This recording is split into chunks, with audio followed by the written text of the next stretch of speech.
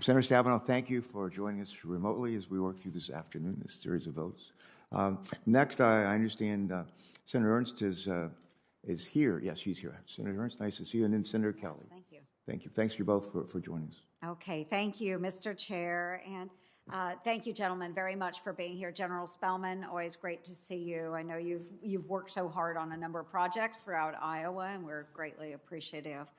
In December, Senator Grassley led a bipartisan letter that I had signed, and it stated the importance of the Navigation and Ecosystem Sustainability Program, so NESP, and asking if it gets prioritized in the Corps' upcoming work plan. Iowa has approximately 85,000 farms, 95% of which are family-owned. As we work to make American farm exports more abundant around the world, we also need to maintain a strong and efficient inland waterways navigation system. Of the 20 most recent new starts for the inland waterways system, only one was in the upper Mississippi River Basin. So, Mr. Secretary and General, can you make any assurances today that NESP, specifically for me, Lock and Dam 25, will be prioritized in the upcoming Corps work plan? Senator Ernst, thank you for the question and raising the issue.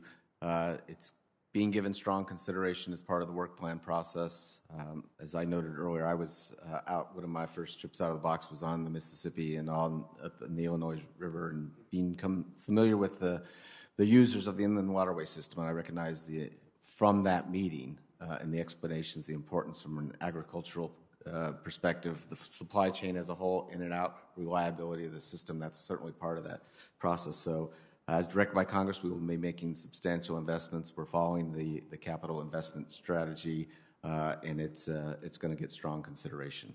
Okay, and General Spellman. Yes, ma'am. So we're making best use of the $5 million that Congress gave us in the 21 work plan to advance the design for Lock and Dam number 25, adjacent mooring cells, and of course there's a correlated ecosystem restoration project. We want to make sure when the administration makes its decision that we're absolutely ready to go to construction.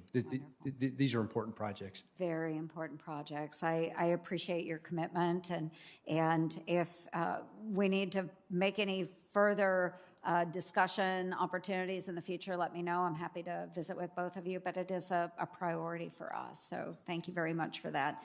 Certainly one of the priorities for the WRDA 2022 would require the Corps to submit a report to Congress listing all projects that are either $100 million over budget or 5 years behind schedule. So again, that's a priority I have for WRDA 22. Unlike in the private sector, there are no clear incentives for federal agencies to deliver projects on time or on budget. General Spellman, what kind of incentives do you think that agencies might respond to? What do you think would be effective? Yes, ma'am. I professionally disagree that we don't have any incentives. There are firms out there that build big box stores, and they do it every day, and they get very good at it over and over. And there are firms out there that build high-rise apartments, and they do it every day, every year, and they get very good at it. I don't have two projects that are alike in the Civil Works program. Cedar Rapids is very different from Texas Coastal. It's very different from what we're dealing with down in Miami.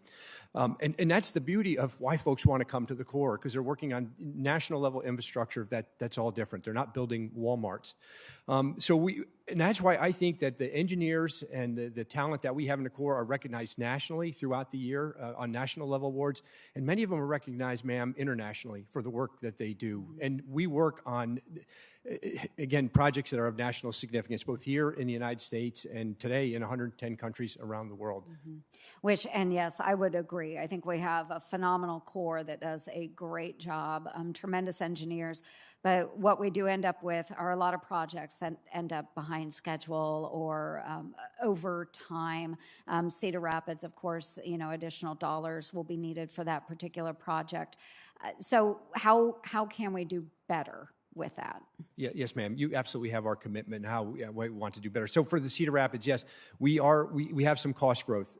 Ma'am, I'll go back to the beginning of Bipartisan Budget Act of 2018. This was not unexpected, given the level of feasibility we had done on this particular project and several others. We knew this cost growth was coming. We just didn't know where. So we have, in this case, we have adequate contingency in our non-Harvey Irma Maria states to adequately cover the cost growth. Again, it was expected, we're planning for it, and we're committed to finishing that project. Well, and we are extremely pleased that you have been engaging with Cedar Rapids and so many of the other projects as well, and we hope that we can continue working on this, Lock and Dam 25.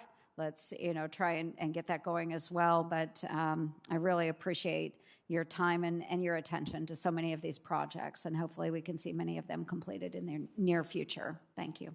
I yield. All right, Senator Ernst, great to see you. And now, patient, long-waited Senator Kelly. And Senator Bozeman, you follow on the heels of Senator Kelly. And then I understand that we're going to have another vote back over in the Senate later today. It's an interesting afternoon.